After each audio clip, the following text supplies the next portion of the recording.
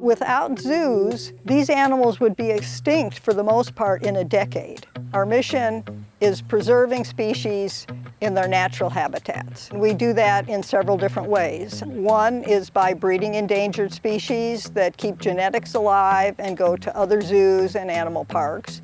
Another way is through our extensive education program. We started this organization in 2007 here to educate the people about the animals in the world, endangered species, and what's left. We figured the best way to do it was to bring it here. We have 31 species and we have like 105 animals at this point.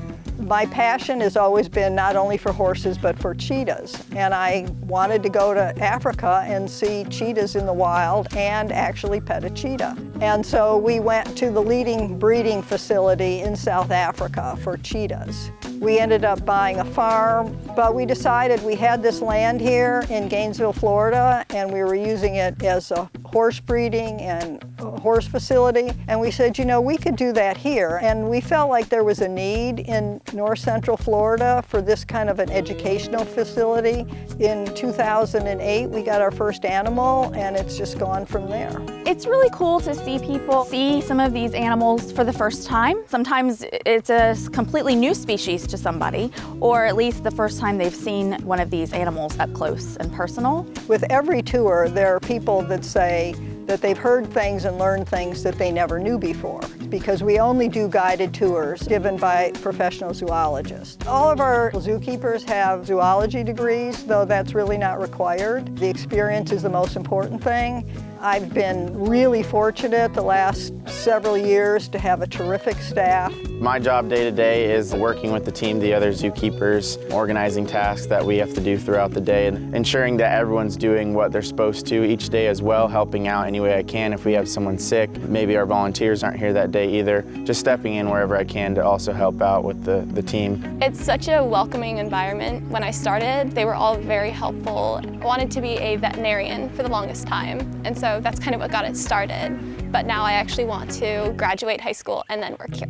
You have to be able to put the animals first. You have to have the passion and be dedicated for it. Each species is definitely different. Some animals are getting fed twice a day, some only get once. Some of our species are a little bit more active at night, so we'll feed them later in the day. Making sure our animals have clean water is always a huge necessity.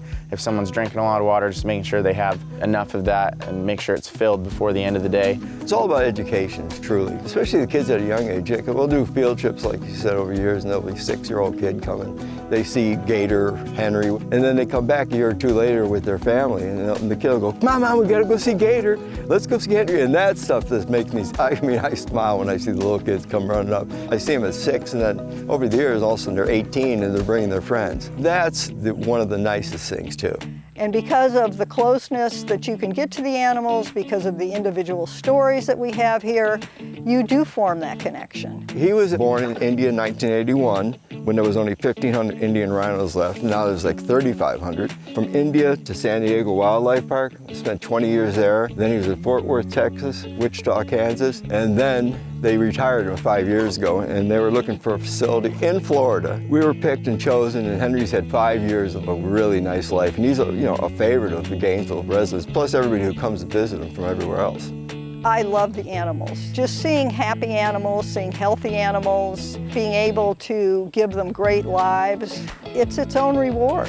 One of the things I'm most proud of is our education program, because we teach people real-life, practical education solutions. We have a couple of open houses a year. We have special events different times a year, and we also have many, many school trips. One of the hardest things, of course, is getting enough money. No one donates to preserve an animal that they've never seen and they haven't formed an emotional connection with. And so by coming here and getting really up close to the animals and hearing their personal stories, those people are much more inclined to adopt an animal here or to give us a donation. We have no paid administration. My husband and I, Barry, have donated our land. We donate 7 days a week work. We've donated our entire retirement just because we have a passion for trying to keep these species alive.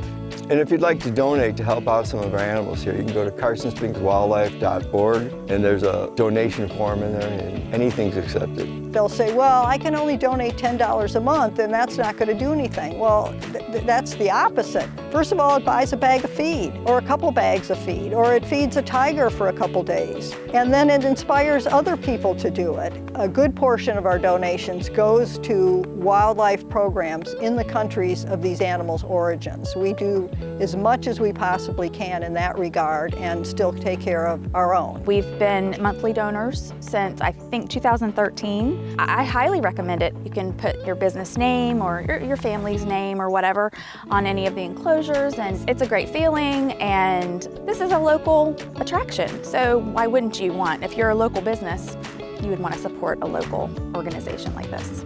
I can't tell you how many times people tell me, this is the only place I've been to where the animals look happy to be here. And nothing makes me feel good better than that.